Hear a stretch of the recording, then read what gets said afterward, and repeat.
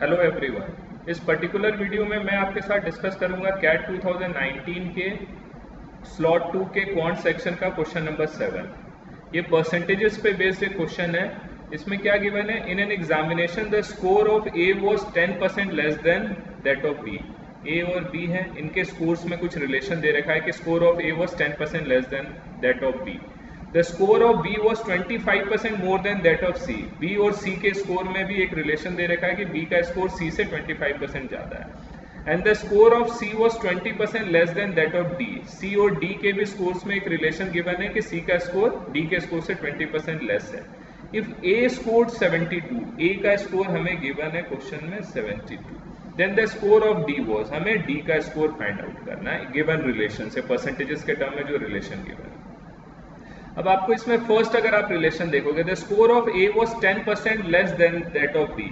तो ए का जो स्कोर है 72, उसको क्या गिवन है, बी के स्कोर से कितना कम है, 10%। तो हम उसको क्या लिख सकते हैं, बी का स्कोर मल्टीप्लाइड बाय 10% का मतलब लेस है, तो इसका मतलब हम किससे मल्टीप्लाई कर देंगे, बी के स्कोर को 0.90 से मल्टीप्लाई कर दिया।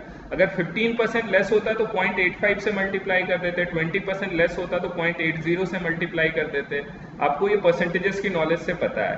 अगर 20% ज़्यादा होता तो 1.20 से मल्टीप्लाई कर देते, 10% ज़्यादा होता तो 1.10 से मल्टीप्लाई कर देते, 15% ज़्यादा होता तो 1.15 से मल्टीप्लाई कर देते। तो ये सिंपल एक रिलेशन है, परसेंटेजेस के कॉन्सेप्ट से हमें पता है। तो यहाँ से आ गया 72 इक्वल टू बी इंटू 0.90। तो इसका मतलब बी की वैल्यू यहाँ से क्या आ गई हमारे पास, 72/0.90।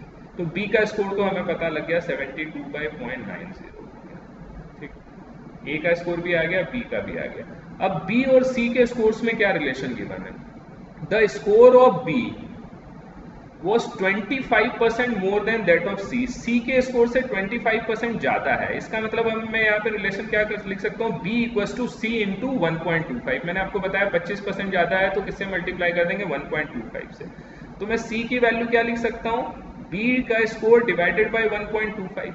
ठीक है, तो सी का स्कोर क्या हो जाएगा हमारे पास, बी का स्कोर है 72 डिवाइडेड बाय 0.90 है। इसको मैं फर्दर किससे डिवाइड कर दूंगा, 1.25 से डिवाइड कर दूंगा। तो मेरे पास सी का स्कोर भी आ गया इस रिलेशन से कि सी का स्कोर इक्वल टू बी का स्कोर डिवाइडेड बाय 1.25। तो इससे ये आ गया, बी का स्कोर था 72 डिवाइडेड बाय 0.90, उसको फर्दर 1.25 से डिवाइड कर दिया। अब देखो हमारे पास लास्ट रिलेशन क्या गिवन है, if the score of C was 20% less than that of D. तो यहाँ पर मैं क्या रिलेशन लिखता हूँ, सी का स्कोर डी के स्कोर से कितना कम है, 20%। तो डी इंटू में क्या मल्टीप्लाई कर दूंगा, 0.80। तो डी की वैल्यू क्या हो जाएगी, 20% लेस है इसलिए 0.20 से मल्टीप्लाई कर दिया, 20% ज्यादा होता तो 1.20 से मल्टीप्लाई कर देता। तो सी डिवाइडेड बाय 0.80 ये हो जाएगा। तो यहाँ पर अब मैं डी का स्कोर क्या लिख सकता हूँ, यहाँ पर मेरे पास क्या आ जाएगा, मुझे ये पता था 70, सी का स्कोर क्या है 72 डिवाइडेड बाय 0.90 इंटू 1.25 ये है। इसको मैं फर्दर किससे डिवाइड कर दूंगा, 0.80 से, तो इंटू 0.80। ये हमारा फाइनल आंसर हो जाएगा। तो इसको अगर आप सॉल्व करोगे, तीनों डेसिमल को हटा दो आप, तो इंटू 100 इंटू 100 ये हो गया। तो 0 से 1 0 कैंसिल हो गया, सेकेंड 0 से सेकेंड कैंसिल हो गया, 9 8 जा 72, 8 से 8 कैंसिल हो गया। ठीक है, मेरे पास आ गया 100 डिवाइडेड बाय 125। अब तो आप 25 से करोगे,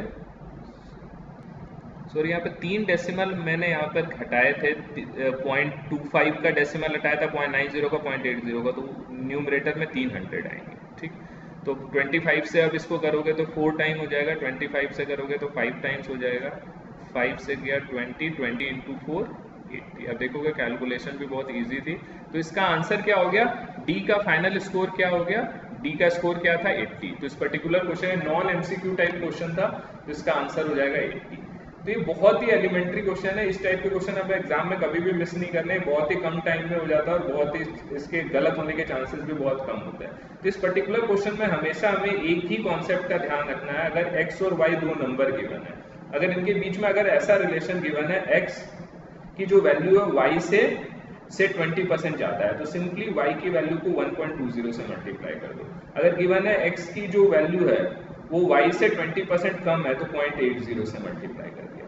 अगर गिवन है 35% ज़्यादा है तो 1.35 से मल्टीप्लाई कर दिया, गिवन है 35% कम है तो 0.65 से मल्टीप्लाई कर दिया। उसी कॉन्सेप्ट को यूज़ करके मैंने यहाँ पे इस क्वेश्चन को सॉल्व किया, इसका आंसर आया 80।